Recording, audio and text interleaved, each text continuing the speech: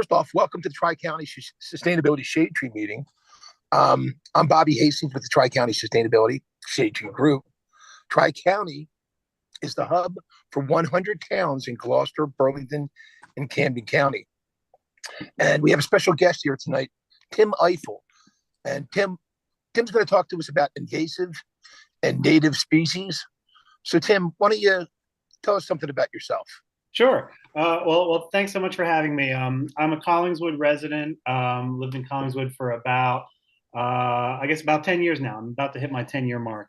Really interested in gardening, plants, native plants, especially trees. So for my day job, I am the director of the tree programs for the Pennsylvania Horticultural Society. And we work, of course, on the other side of the river in Pennsylvania. But we partner with dozens of neighborhood-based groups who all plant and care for trees in their own communities. So last year in 2022, we worked with over 95 neighborhood groups to plant 3,500 trees across southeastern Pennsylvania. We're the largest street tree planting organization in Philadelphia. We plant more street trees than the city. Our program is about 30 years old, and we've planted, I guess, just about 30,000 trees over the course of that time. So that's my day job. And then, but also I'm involved in some other initiatives too. My wife and I run this small company called Wild Roots, and our mission is to connect more people with the beauty and benefits of native plants, get people involved in a more ecologically focused gardening. We do that through some education, some events, some plant sales here and there, and even some like volunteer projects when we are able to. And we've been doing that for, I guess, about 6 or 7 years now. And then I'm on the Collingswood Shade Tree Advisory Board as well. Lots of cool tree stuff, lots of cool plant stuff. That's what I spend most of my time doing when I'm not sleeping or chasing my kids around. And I'll share a little bit with you guys tonight.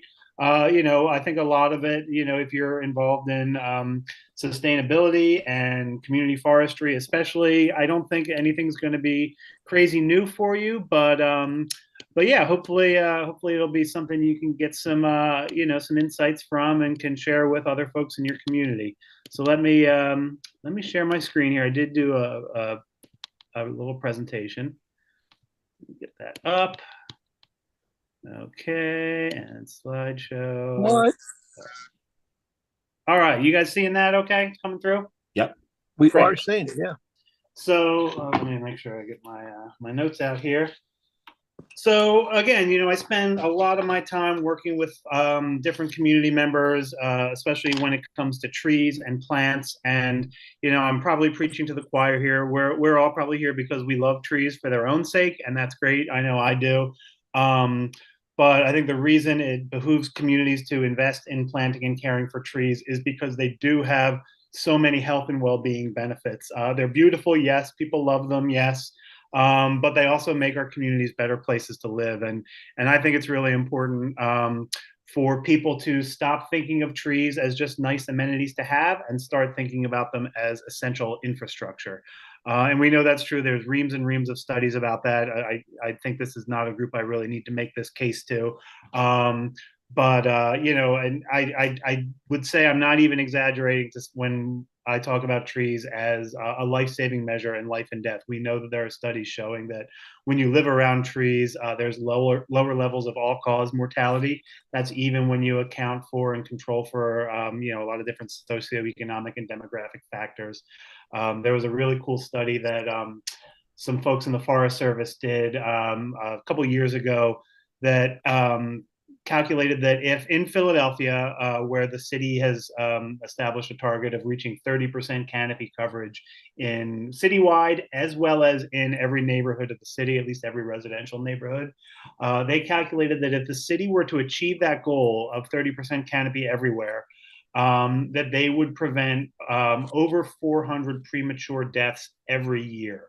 So trees really are a life-saving measure in big cities like Philadelphia and even small communities like Collingswood here. They make our lives better. People are happier, they're healthier, and they live longer when they live around trees. So that's why it's so important for us to invest our time and money in planting and caring for trees. And then another big passion that I have is fostering native plant communities and getting people to replace their lawns and their gardens that might be filled with exotics, which look good but don't have any ecological benefit, with beneficial native plants. Again, like one of the reasons I do it is just because I love them. I love the plants that are connected to our area and to our ecosystem. But I also know that there are a lot of benefits of planting with natives. Those benefits to wildlife, because we can, foster healthier and more robust wildlife populations. I'm talking about, beneficial wildlife, especially here, and improving human health as well, because you're not using up precious water resources for the, if you're planting the right plant in the right place when it comes to maintaining native landscapes. You don't need to use synthetic fertilizers, and you can grow them with by avoiding herbicides and pesticides. And so that has a benefit for human health as well, which is one of the many reasons we love to get folks into planting natives. So again, I'm probably preaching to the choir here, but a lot of times when we talk about native plants and getting people excited about them, we're talking about these garden scenarios, which is great. I mean, people are familiar with this idea that, if you want to foster the monarch population, and we all love monarch butterflies, you need to plant milkweed species because milkweeds are their host plants. And if there are no milkweeds in the landscape, then monarchs will not be able to reproduce and thrive. And so that's just one little example. And you can kind of extrapolate that out to the whole ecosystem and the food web, and really realize how critical it is to plant native species for our local wildlife populations. And again, I find them to be very beautiful, resilient landscapes, and so that's one of the reasons that I'm really interested in getting folks to plant more natives. But even though a lot of us do think of natives with gardens, I think it's important to think about our native tree populations as well. And I'll talk about wildlife first briefly. So you may be familiar with some of the work of Doug Tallamy, out of the University of Delaware. He's an entomologist. He's really led some of this charge and wrote some really popular books about natives. And he focuses on gardens and herbaceous plants, but also on trees as well. So he and some of his colleagues were involved in a really cool study that showed that when there were more native plants in suburban backyards and front yards and suburban landscapes, they found a direct correlation between the presence of natives and the populations of local songbirds. So, chickadees are a really great one to study. They're these tiny little 1 ounce birds. They weigh nothing, but in order to raise a clutch of chickadees, the parents need to collect 4,000 to 9,000 caterpillars for just one clutch of chickadees. And these caterpillars, these insect larvae, they are mostly found on native plants, and especially native trees. And what his research showed, which was especially prominent, was native oak trees. Supported the largest insect populations, which these songbirds needed to thrive. So they mapped the presence of native plants in this landscape in suburban DC, in Maryland, and then they tracked songbird populations, and they found this direct relationship between the presence of natives in the landscape and songbird populations. And their estimate was that you needed to have about 70% of your plant material in your suburban landscape needed to be native in order to support these songbird populations. And again, a big part of that, according to their research, was trees. So that's just one reason to plant them. Also, we need to think about resilience always, because we want our canopies and our tree populations to thrive. We know that conditions are harsh in urban and developed and even suburban developed landscapes to begin with. Trees are facing a lot more stress than they would in a forest scenario. And we also know that with our change in climate, the trees that are in our landscape now are going to face even more stress than they already do, of course, with heat. longer droughts, and then, rainfall might stay the same overall, but it's going to be heavier rainfall events that are more spread out with maybe droughts in between. So that's really going to stress our trees. And so if we plant natives, we can hopefully have a more resilient tree population. And what I'll talk about too is thinking not just natives, but maybe thinking a little bit south, looking at trees that might thrive. They might still be native to New Jersey, but maybe avoiding the trees that New Jersey is in the southern portion of their range, and start looking at trees where their natural range and trees that can thrive further south from us. And that might be species, whole different species that maybe we might not consider native to New Jersey, or at least that we're at the top of their range. Or it might be different cultivars, or even different genetic provenance of those trees, like thinking about trees that are grown from a southern seed population. There's a good chance that they might be more resilient in our changing climate. So that's something we can start thinking about. So this is a good, and of course, when we think about natives, we also have to think about the flip side of that coin, which is exotics, but especially invasives. Invasives being, of course, the exotic plants that are reproducing wildly on their own and can overtake other native populations, especially in natural areas, and become nuisances to the ecosystem. So this is from Collingswood's tree inventory, and this is pretty out of date because I believe this was conducted in 2009, I want to say. So this is pretty old, but these are the top, 12 or 14 tree species that are in Collingswood. And this was an inventory done of street trees, and then trees in Knight Park, which is our big public park, and then a few other public properties in the borough. And so you can see this is, of course, sorted by the most common tree species that were inventoried. And you can see whether they're native. And a lot of them are. There are a lot of great native trees that we can use in our suburban landscapes and are traditionally used. I mean, red oaks and other actual red oaks, and then other members of the red oak family like pin oaks are really common in our area. They're native. And of course, red oaks are our state tree in Jersey. Different maple varieties, red maples, sugar maples, silver maples, also super common. We've got a lot of London plane trees, which I wouldn't consider native, but at least they're kind of half native because they have, half of their genetics come from American sycamores. So I don't know, I wouldn't call them native trees, but maybe they have some of the resilience that native trees have. And they're also a personal favorite of mine. There, as you can see, the most common tree in Collingswood, or at least they were in 2009. But we're also learning more every year about the potential for invasive species. So it used to be, you can see the third most common tree in our inventory is the notorious Callery pear. And at the time that was considered a great tree to plant. It was very resilient. It can survive well in urban conditions, salt tolerant, so it made a good street tree. And it was sterile, or at least that's what folks thought at the time. So it wasn't going to cause any issues. But over time, folks started to learn the hard way that, maybe it wasn't all it was cracked up to be. Of course, we see problems with branching structure, which doesn't have anything to do with whether or not it's native or invasive. But then, lo and behold, these trees are not sterile. They were able to eventually bear fruit, probably when different cultivars came in. They were able to cross-pollinate with one another. I think also problems with new sprouts. Of course, they can sucker. So sprouts coming out of the rootstock maybe would not have been from that sterile variety, so that they were eventually, when they became kind of trunks of their own, were able to bear fruit, which gets carried off by birds. Birds love it, and then starts invading our natural areas and old fields and places like that.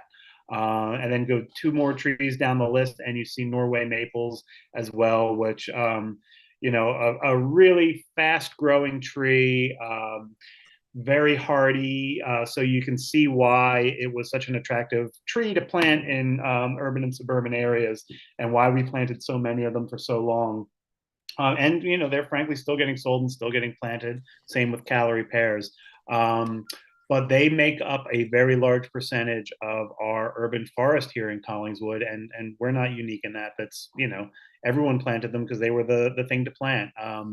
And So, you know, we're dealing with that now. So, of the 5,000 or 6,000 or so trees in this inventory, which again is out of date, but it's the best I've got so far. About 20% of the trees in the inventory are either invasive or potentially invasive.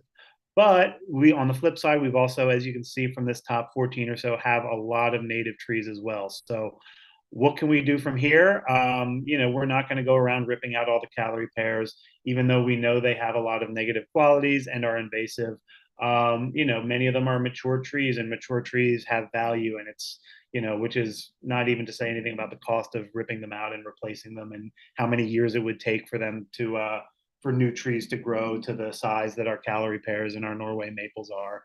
But what we do want to think about is, in the long term, planting a more diverse variety of trees, adding more natives into the mix, and especially adding some underutilized natives into the mix as well. So, you know, we have so many red maples, for instance, and they're great trees. I love them, although they also can be vulnerable to wilt, bacterial wilt. And so maybe we want to think about diversifying even our native tree stock, and adding more.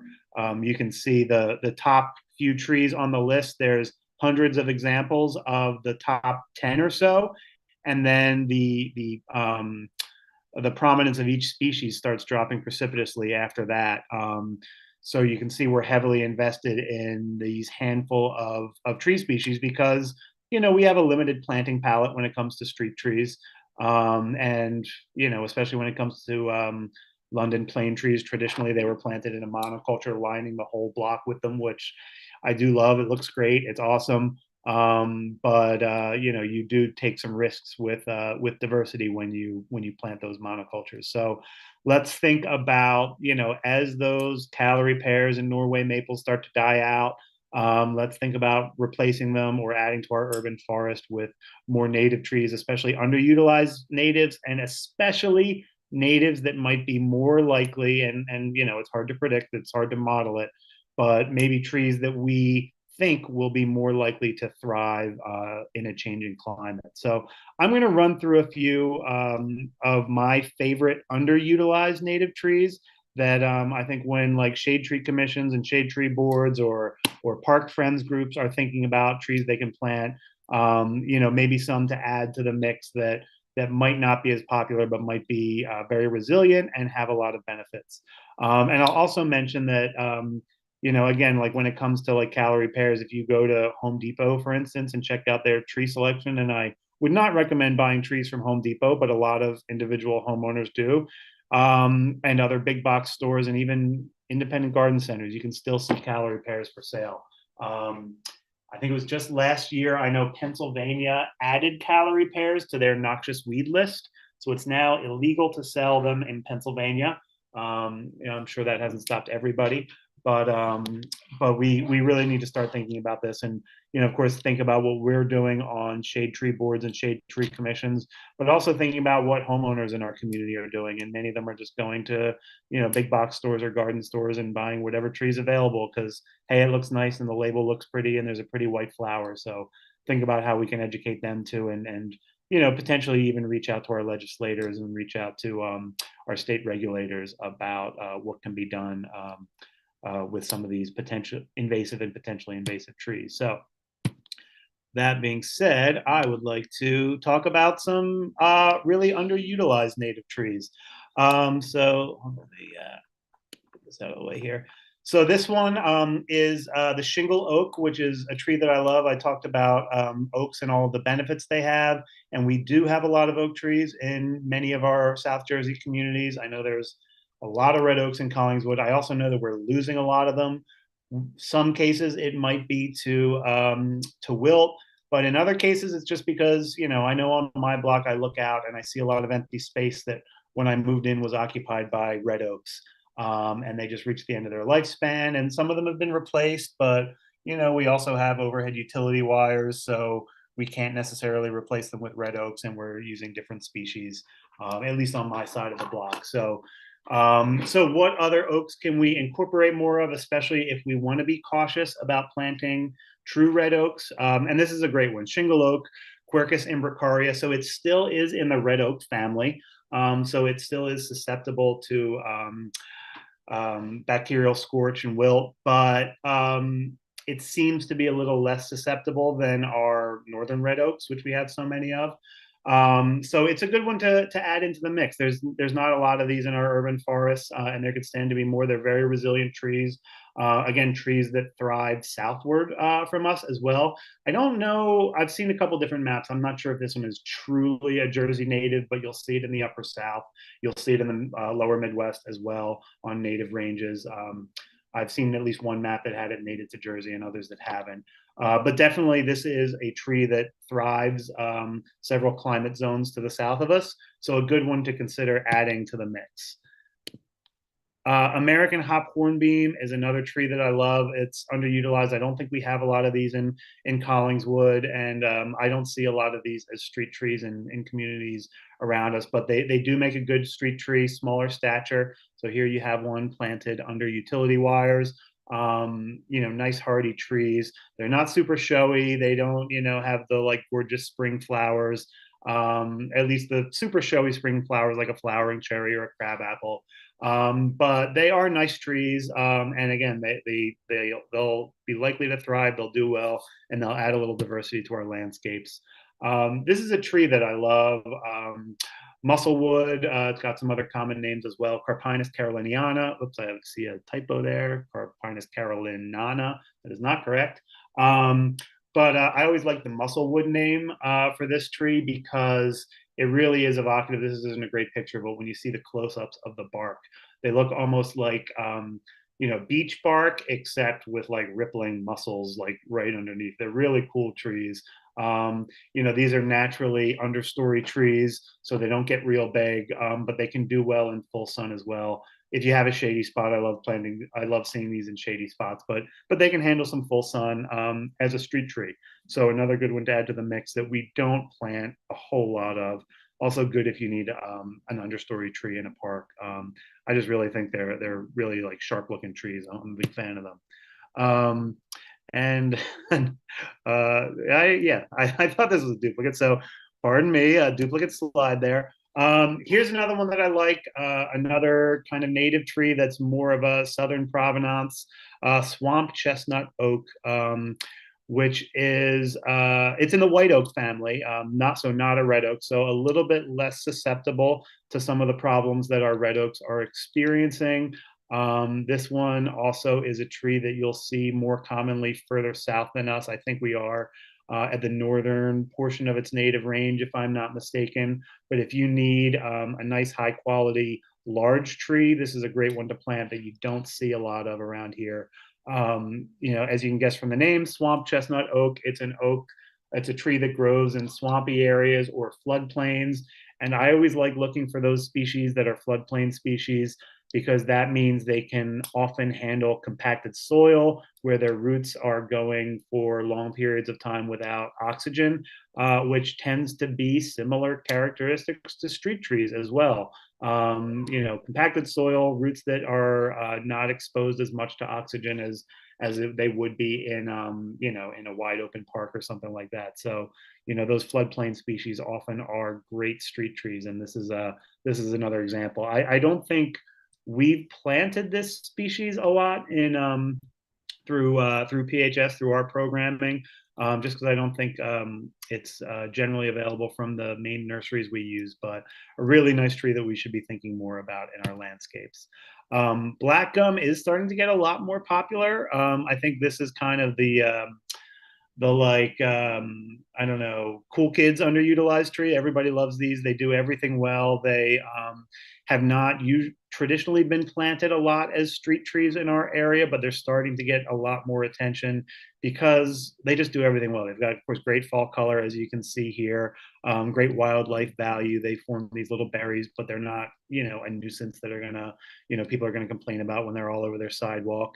They're really resilient trees as well, do well south of us. So they should be more likely to thrive here in the long term. Really great one that is starting to get added a lot more to our landscapes. Works great as a street tree, great as a park tree, yard tree. It does pretty much everything well.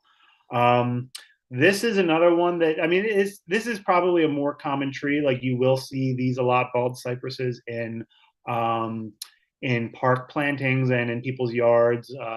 There's some really nice examples in Collingswood that I've seen of these trees, but I'm starting to see more of them as street trees, which I think is really cool because you don't see a lot of needle bearing trees as street trees. I mean, it's still deciduous. It's not an evergreen, of course, because it's a bald cypress, but it really is kind of a surprise when you come across this as a street tree, because you don't see them a lot in that setting, but they do well. I mean, again, they like swampy areas, so they can kind of do well in tree pits where they're not getting a lot of their roots aren't getting a lot of access to oxygen, and they are fairly drought tolerant, despite the fact that you will see them in standing water. You need to make sure they're going to get do well to get established, but once they're established, they can thrive in street tree settings pretty well. And so it's always nice to see them, to see more of them getting planted as street trees. And again, we're at the very, very, very, actually probably just a little bit north of their native range. I think the farthest north natural stand of bald cypresses is down in Delaware, in southern Delaware. So we're technically just out of their native range. But again, thinking about climate resilience, this is a good tree to look to. Hackberry is another one of my favorite natives, a good larger tree, so great for parks, great street tree. Really hard to kill these trees. They're very resilient. They haven't gotten a lot of use in a lot of communities because they're not showy at all. Like they don't have like beautiful foliage. In fact, they look a little goofy as young trees. So, if you're looking at a nursery variety, or, looking at it in a nursery, you're like, that looks a little kind of scrubby. I'm not going to plant that. But once they kind of get established, they have really nice classic form, like good, nice straight trunks. And again, super resilient trees. So the kind of characteristics that we need to have more of in our urban forests. And there's another one I really like that often you'll see a little bit further south of us. A good one to add more of to the mix. Yellowwood, Claudrastus kentuckия. Just a nice, handsome tree, I think. A good one to add into the mix. And then, okay, this is kind of a very different example, but what I do want folks to think about is, maybe some of these overused native trees. So like, well, I can never say sugar maple's overused because they're awesome trees. I love them. They're everybody's favorite tree for very good reason. But you saw back on that Collingswood list that it was one of our most common street trees and park trees. Absolutely love sugar maples. And sometimes I'm up at night worrying about them because, we're not at the southern end of their range. I mean, you can find them native in Florida, but they really do not like the warm weather. They need cold nights and cool nights in the summer. If there's too many nights in a row where they're, above 60 degrees, I think one study has found that as a good threshold. They're just not going to thrive very well. And so we're starting to see much higher mortality for sugar maples. And I think a lot of people are worried about their long-term viability in the landscape. But we can start thinking about, are there cultivars that might thrive better? So the legacy or Green Mountain cultivars are ones that we've started planting more of with PHS. And I'm not sure of the origin. I think the legacy, I want to say, is actually from Wisconsin, its genetic origin, but they have much waxier leaf coatings. And so they retain moisture better. And so the thought is, and we don't know this for sure, but the thought is that cultivars like Legacy and Green Mountain might be more likely to thrive in our landscape long term, with global warming and the warmer weather that they're going to experience. So I think it's worth, because they're such great trees and lovable trees and charismatic trees, I think it's worth, some might say don't plant sugar maples at all, but I think it's worth kind of experimenting with some of these other trees. And, I would also say going beyond that and looking at trees with southern genetic profiles. Again, you can find sugar maples in Florida, although I think a lot of people consider that to be a separate subspecies or even separate species, the Acer nigrum. I think there's maybe some disagreement on, the taxonomy of those two trees, but, maybe more of those in our landscape versus, the sugar maple varieties that we've been sourcing from our, from nurseries around here and growing that have more of a northern provenance. So it's worth thinking about. Nobody knows exactly what the future will hold for the sugar maple, but I think they're such important trees that it's worth thinking about how they can fit in our landscape long term. All right, so those are some trees I wanted to talk about that I love, and then I want to get into a little bit more with invasive threats to trees. First, I'll talk about the spotted lanternfly very briefly, because I think, we who work in trees and on shade tree boards and commissions get a lot of questions about spotted lanternflies. Of course, they're an invasive species. And of course, everyone was worried about, them as a threat to trees, especially. I think we're starting to learn now that we're, 5 years or so into the spotted lanternfly invasion, that, our entomologists and tree experts are starting to breathe a sigh of relief, because they do not seem to be a serious threat to trees. We're not seeing a lot of mortality from them, if any, at least when it comes to, mature, otherwise healthy trees. I'd say it's a different story when it comes to certain crops like grapes and vine crops. They might be a more legitimate threat there, but they're here to stay. We tried to quarantine, we tried to, squash them and destroy egg cases, but that was not affecting them at a population level. So I'd say if folks from your community are concerned about spotted lanternflies, are asking about them, I think it's time to stop worrying about them and learn to live with them, because they're here to stay. And luckily for us, they do not seem to be a major threat to our native ecosystems. Hopefully that will be the case as they continue to spread across the country, which they are doing. Hopefully that will be the case elsewhere, but here in the mid-Atlantic, again, they're here to stay. Predators are starting to go after them as well, but they do not seem to be the threat that many feared they would be when they first arrived here in Pennsylvania and New Jersey. But that's not to say that the next invasive pest will not be. And of course, we've already had the experience of emerald ash borers come through and just utterly destroy the ash population. We're lucky here in Collingswood, at least, that they were not a huge part. Ash trees were not a huge part of our community forest here in Collingswood. They were, I think, green ash was a top 15 tree or top 12 tree or something for us, but it wasn't a huge percentage of our urban forest here in Collingswood. So, which is not to say that it was not a problem to lose trees to emerald ash borer. But other communities fared much worse, where they were just a huge percentage of the street tree and park tree population, for instance. That was another one of those trees that was often planted by certain communities as monocultures as street trees, just because they make such great street trees. But once that pest came along, they were just gone virtually overnight. So luckily, spotted lanternflies have not held a similar threat. And again, there will be more invaders. And it's going to keep happening, and hopefully we won't have anything like the decimation we did see with emerald ash borers. And then another invasive that's kind of near and dear to my heart, or the opposite of that, but I spend a lot of time thinking about, and one thing I love doing is attacking English ivy. One of the more common ground covers we see in our area. Again, you can still buy it in stores. I saw it at McNaughton's recently. And we've learned about its invasive potential. If you go to places like, some of the natural areas around us, you will see it invading those forests, damaging trees. This is a pretty extreme example. But yeah, what it does is it loves to go vertical. So on the ground cover, it's not a big deal. Doesn't really have any benefits.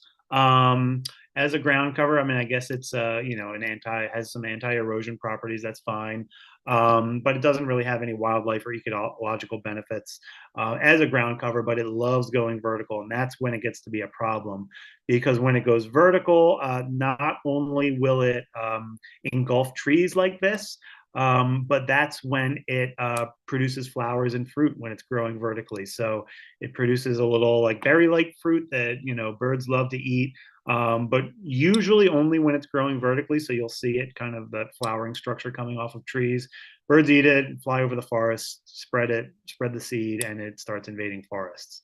So that's how it spreads. But of course, that's a problem in and of itself. But then once it starts engulfing these trees, it cuts off sunlight from the branches.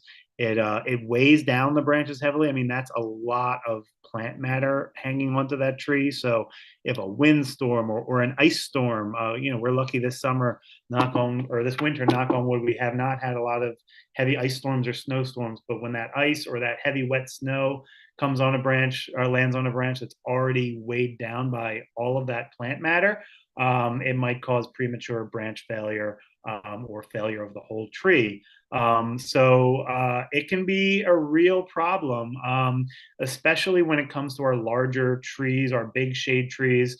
You'll see them anywhere you go, looking maybe not quite this bad, but looking pretty bad, and that's a threat to the life of that tree. And we know that it's really critical to those big trees provide the most value. They provide the most shade, the most surface area of leaves, the most cooling, the most air quality benefits, the most wildlife benefits for the most part, the most stormwater benefits. We need those big trees. We need them as part of our landscapes. And when they get threatened by ivy, that's a major loss. But it's also really easy to work on.